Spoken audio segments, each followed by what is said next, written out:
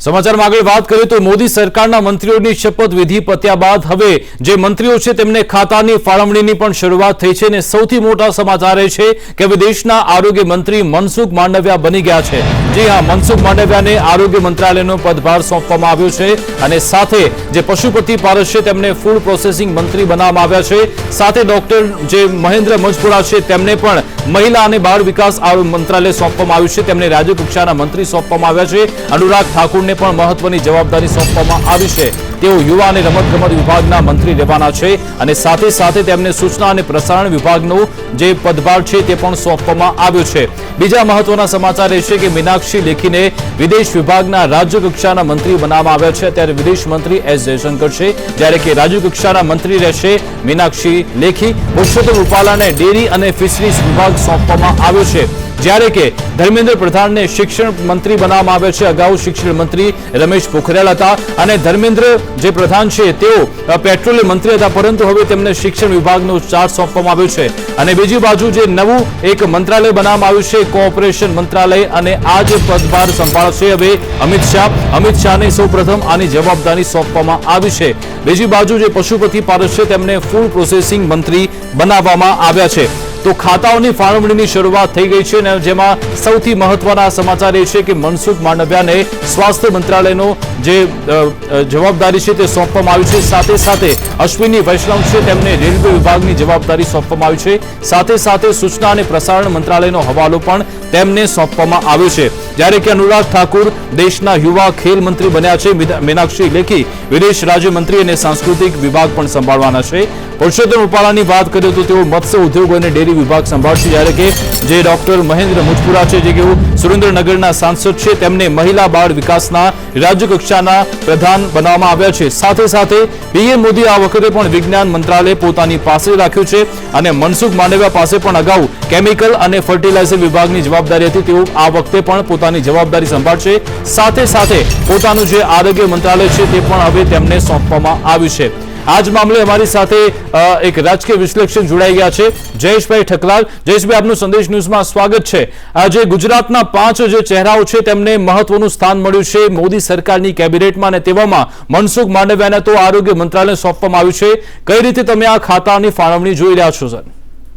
વિકાસ, આ એક બહુ પ્રતિષ્ઠિત ખાતું છે, કેમ કે ડોક્ટર હર્ષવર્ધને જે રીતે કોરોનાની પહેલી અને બીજી લહેર પછી એ પોતે છવાયેલા હતા અને આપણે જાણીએ છીએ કે પૂરા દેશમાં અત્યારે આરોગ્ય ઉપર સૌની નજર છે। આવા સમયે મનસુખ માંડવિયાએ એમનો જે પોર્ટફોલિયો અગાઉ એમને આપવામાં આવ્યો હતો એમાં પણ શાનદાર કામગીરી કરી અને મેરિટ ઉપર એમને કેબિનેટનો સિરપાવ મળ્યો છે। આવા તબક્કે જયારે દેશ ઉપર ત્રીજી લહેરની ભીતિ છે અને ત્યારે આરોગ્ય ખાતું એમને સોંપવામાં આવ્યું છે અને કેબિનેટ કક્ષાનો દરજ્જો છે। તો સૌરાષ્ટ્ર અને ગુજરાત માટે સૌથી મહત્વની બાબત એ પણ છે કે ડોક્ટર મહેન્દ્ર મુંજપરા જેવા એક ડોક્ટરને જે રીતે સ્થાન મળ્યું છે અત્યારે કેબિનેટમાં, કુલ 5 લોકોને સ્થાન મળ્યું અને એમાં પણ મનસુખભાઈ માંડવિયાને આરોગ્ય વિભાગ આપવામાં આવ્યું છે। તો આ પૂરા ગુજરાત માટે એક સારી તક ગણી શકાય અને સારું મહત્વનું પોર્ટફોલિયો ગણી શકાય એવું ખાતું અત્યારે એમને આપવામાં આવ્યું છે। એટલે એમના પાસેથી પૂરા દેશને એક મોટી અપેક્ષા પણ રહેશે કે આ પડકારજનક સમય છે અને આરોગ્ય ખાતું એમાં શું કરી શકે છે। બિલકુલ જયેશભાઈ, જે મનસુખભાઈની કામગીરી છે તે કોરોનાની બીજી લહેર દરમિયાન પણ સામે આવી હતી, કારણ કે રેમડેસિવિર ઇન્જેક્શન મંગાવવાના હોય કે પછી મ્યુકોરમાઇકોસિસ માટેના ઇન્જેક્શન અથવા તો પછી વેક્સિનની બાબત હોય, લોજિસ્ટિકથી લઈ જે આખો સામાન ગુજરાત સુધી પહોંચતો હતો તેના પર મનસુખ માંડવિયા નજર રાખતા હતા। કદાચ આ જ કામગીરીથી પ્રભાવિત થઈને તેમને આરોગ્ય મંત્રાલયની જવાબદારી સોંપાઈ હોય। હા વિકાસ, શરૂઆતથી જોઈએ તો મનસુખ માંડવિયાની જે કેરિયર છે એમાં એમણે પાયાના કાર્યકરથી ભાજપમાં પોતાની કારકિર્દીની શરૂઆત કરી હતી અને એમનો જે વિકાસ છે ધીમી ગતિએ થયેલો પણ શાનદાર વિકાસ છે। ઉત્તરોત્તર એમણે રાજ્યસભાના સભ્ય તરીકે એ કામગીરી કરી અને બાદમાં જયારે એમને મંત્રીપદ સોંપવામાં આવ્યું, ભલે શરૂઆતમાં એ રાજ્ય કક્ષાનું મંત્રીપદ હતું પણ એમણે જે કામ કર્યું એ માત્ર પોતાના જ વિભાગ પૂરતું નહીં, ગુજરાત માટે તો એમણે જ્યાં જે કામગીરીની જરૂર પડી ત્યાં એમણે સતત કરી બતાવ્યું છે। એટલે નરેન્દ્ર મોદીની જે 2.0 કેબિનેટ છે એમાં મેરિટ ઉપર જેમને તક મળી હોય એવા મંત્રીઓ ગણીએ તો એમાં મનસુખભાઈ માંડવિયાને મોખરાનો ક્રમ આપી શકાય। કારણ કે માત્ર ભાવનગરમાં જ પણ પૂરા ગુજરાતમાં કોરોનાની બીજી લહેરમાં જ્યારે પણ જે પણ જરૂર પડી ત્યારે હંમેશા એ સતત સક્રિય રહ્યા છે. આ ઉપરાંત કેન્દ્રીય સ્તરની એમની જે કામગીરી છે એ પણ હંમેશા નોંધપાત્ર રહી છે. એટલે એમનો જે પ્રગતિનો ગ્રાફ છે એ સતત ઉપર ચડતો ગ્રાફ છે અને એમની કામગીરીને ધ્યાનમાં લઈને જ આ ખાતું એમને સોંપવામાં આવ્યું છે. કારણ કે આરોગ્ય વિભાગ એક એવું ખાતું છે તે ત્રીજી લહેરની ભીતિ વચ્ચે એમના ઉપર સૌની નજર રહેવાની છે. એટલે એમના એક એક પગલા ઉપર, કે હવે જ્યારે જે ચૂંટણી આવી રહી છે ત્યાં સુધી આ જ ચહેરાઓ ફેસ વેલ્યુ ઉપર ચૂંટણી લડવાના છે. તો આરોગ્ય ખાતું એમને આપી અને એમની કામગીરીનું સન્માન કરવામાં આવ્યું એવું ચોક્કસ માની શકાય.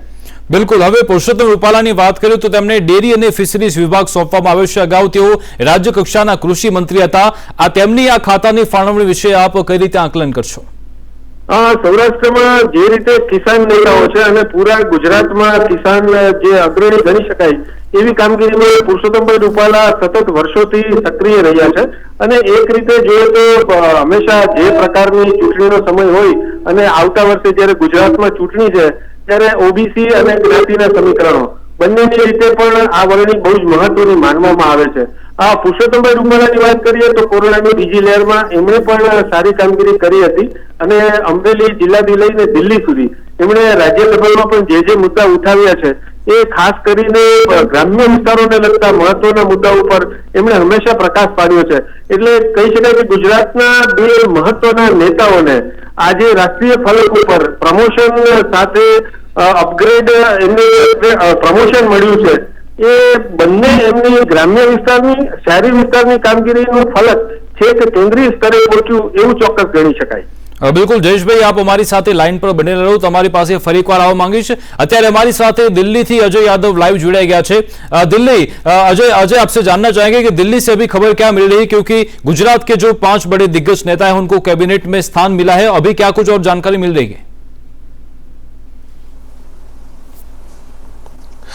देखिए, एक तरह से कहा जाए कि केंद्र सरकार की तरफ से जिन नेताओं को आज शपथ ग्रहण दिलाया गया उनमें एक एक करके नाम जाहिर किया जा रहा है और ये जाहिर किया जा रहा है कि किसको कौन कौन सा मंत्रालय दिया गया है. और खास करके अगर जो मंत्रालय बढ़ते हुए दिखाई दे रहे हैं उसके हिसाब से अगर बात करें तो इसको कैबिनेट विस्तार कहने के बजाय ये कहा जाए कि पूरे तौर पर कैबिनेट में फेरबदल दिखाई दे रहा है. पहले जो कोई एक मंत्रालय देखता था उससे वो मंत्रालय छीन करके दूसरे को दे दिया गया और कई सारे ऐसे लोगों को मंत्रालय दिया गया. कई सारे ऐसे मंत्री बनाए गए हैं जिनको पहले उस टाइप का पहले काम का अनुभव नहीं था. अगर उदाहरण के तौर पे बात करें तो इस देश में हर्षवर्धन का जो स्वास्थ्य मंत्री थे उनका इस्तीफा होने के बाद अब मनसुख मांडविया को बहुत बड़ी जिम्मेदारी मिली है. न सिर्फ वो इस देश के स्वास्थ्य मंत्री बनाए गए हैं बल्कि ये कहें कि उनके पास रसायन और उर्वरक जो मंत्रालय है वो भी उनको दिया गया है. अगर पुरुषोत्तम रूपाला की बात करें तो पहले एमओएस थे वो कृषि मंत्रालय में, लेकिन उनको डेयरी और मत्स्य मंत्रालय दिया गया हुआ है. इसी तरह से मंजू पारा की बात करें, महेंद्र भाई मंजू पारा की जो कि एमओएस बनाए गए हैं और फिलहाल उनको महिला एवं बाल विकास मंत्रालय दिया गया है. किरण रिजिजू जो कि पहले खेल मंत्रालय देखते थे अब उनको संस्कृति मंत्रालय दिया गया है.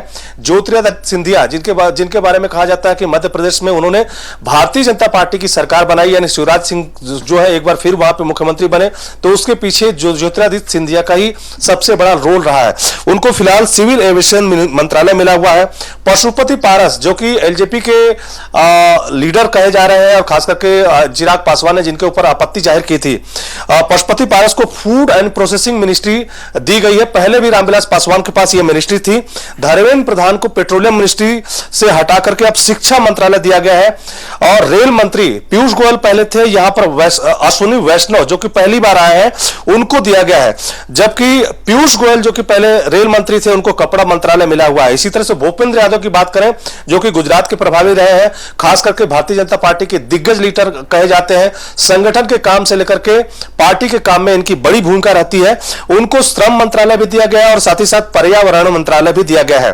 और इसी तरह से अगर बात करें एक एक करके कि धर्मेंद्र प्रधान जिनको शिक्षा मंत्रालय दिया गया है और एक एक करके नाम बाहर आते जा रहे हैं. लेकिन अगर गुजरात की अगर बात करें तो 2 नेताओं का नाम अभी और आना बाकी है, जिसमें दर्शना जरदोश जो है उनको कौन सा मंत्रालय मिला हुआ है ये अभी आना बाकी है।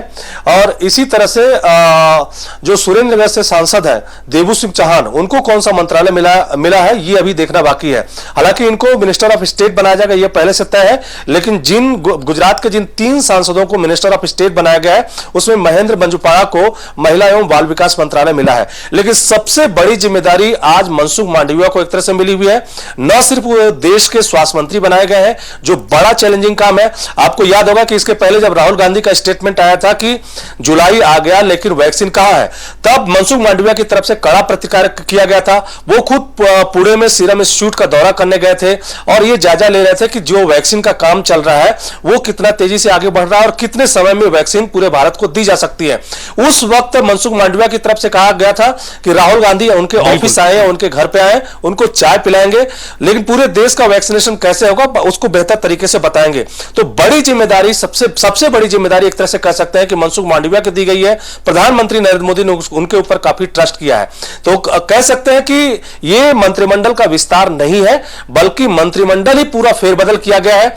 जिनका परफॉर्मेंस अच्छा नहीं था उसको पूरी तौर पर बदल दिया गया है, जिसका परफॉर्मेंस एवरेज भी था उनको दूसरे मंत्रालय का कार्यभार दिया गया है। खास करके नए लोगों पे ज्यादा ट्रस्ट किया गया है। 9 महिलाओं को इस मोदी कैबिनेट में जगह दी गई है और वो भी एकदम नया चेहरा है। इसमें जातिगत एक एक करके सबके नाम बाहर आ रहे हैं और महिलाओं को भी सबका नाम अच्छा आ स्थान जाएगा। दिया है। और गुजरात के जो मंत्री है उसमें जो मनसुख मांडविया है उनको भी स्वास्थ्य मंत्रालय का पदभार संभालने के लिए दिया गया है। अजय, आपका फिर से एक बार संपर्क करेंगे, आप हमारे साथ जुड़े रहिए।